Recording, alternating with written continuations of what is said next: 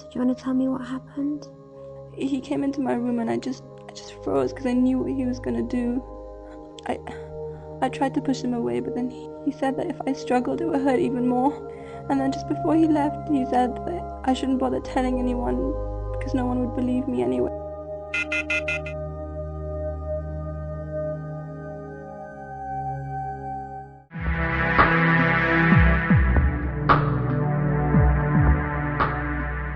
The support that we've had since we started in 2001 has been phenomenal. All our services are delivered by young British Muslims themselves. They're volunteers, they're not paid. Every week they take 3 hours out of their life and they dedicate it to helping other young Muslims.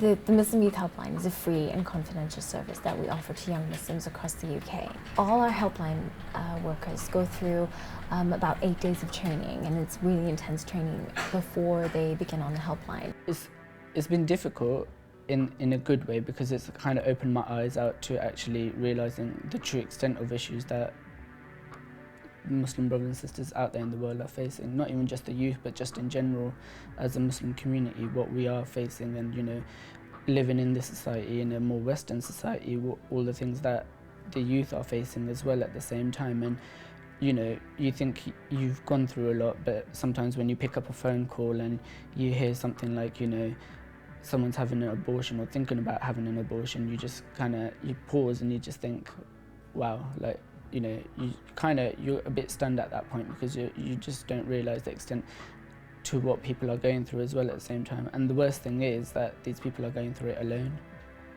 and that's not how it should be, and that's not how anyone should feel like having to experience all these things and deal with all these problems on their own.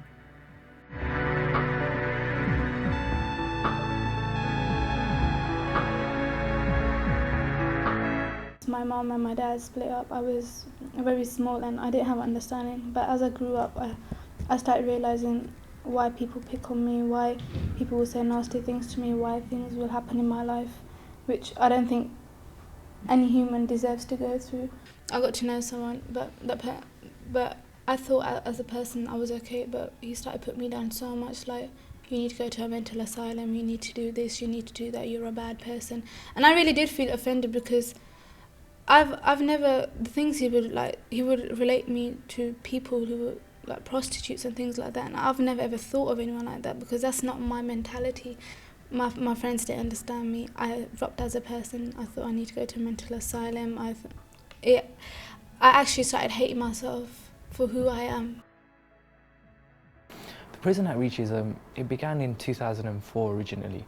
It was one of the very first campaigns run by the MYH Advocacy Department, which also operates our sister site muslimyouth.net.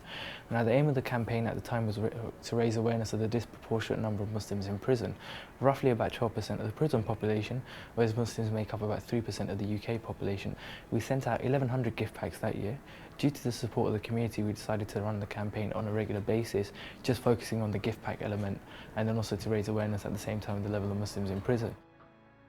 In the first Ramadan, we was given the boxes directly in our cells. The officers themselves just came to give us the box, said, this is a Ramadan pack for you from this Muslim Youth Helpline. This felt like I was shocked to see that there was actually people out there, especially Muslims, religious people who actually cared about people who have committed offences. Rather, I used the materials within it, for example, the Fortress of a Muslim with different du'as for different situations. I think it's essential, like, to have something come at Eid, Ramadan time, and celebrations when they're away from their family, they feel alone.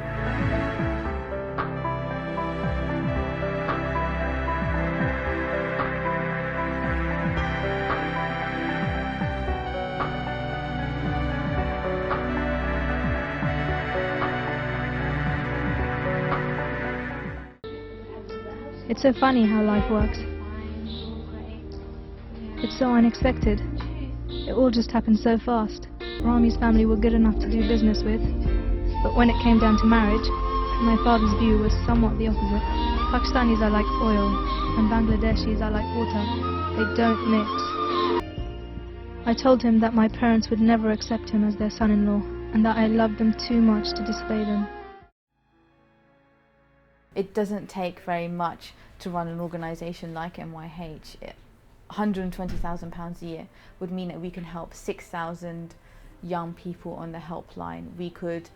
We can help 4,000 Muslim offenders. We can produce 2 research reports which would help service providers across the UK, statutory and mainstream organisations, to understand the needs of young British Muslims and meet those needs within their own services. I want in 2 or 3 years' time MYH to be a household name so that it has the same pull as, you know, when Islamic Relief goes out and does a fundraising drive. But the other thing we face is that people aren't ready yet to think of supporting charitable activities at home within Britain.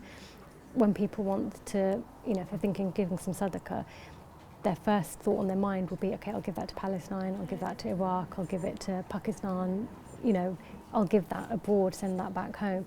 And, you know, there are huge issues out there. There's huge need of problems going on around the world, but the people that have the first right upon us is our own neighbours. And it's just getting that into people's mindset. In an ideal world, I'd hope there'd be no need for MYH. You know, we shouldn't need a Muslim Youth Helpline. The reality is different. There needs to be a space for people who are British of Muslim faith to express themselves, to go for help. There also needs to be a space for people who want to give something back, and I see MYH providing that forum. If I didn't contact Muslim Youth Helpline, I probably would have committed suicide. As a person, I would drop so much. I didn't know who I was. That's how much. It's hard to believe, but once you experience it, you know how it is. I don't think I would have been here. I've tried committing suicide because I had no one to talk to. Everyone would put me down, and when you have no one, it's not nice. In terms of, you know, the amount of young Muslims that we're reaching out to, it's just the tip of the iceberg. And we want to reach out to more young Muslims so that, you know, more people don't have to feel alone, that they know that there's somebody out there that they can turn to and who can help them with their problems. So, you know, there's always so much more work to be done, both in terms of raising awareness of the issues that young Muslims are going through, and in terms of, you know, financially, and in getting support from, you know, the Muslim community, you know, and from mainstream organisations as well. If Muslim Youth Helpline could help me, I think they could help anyone.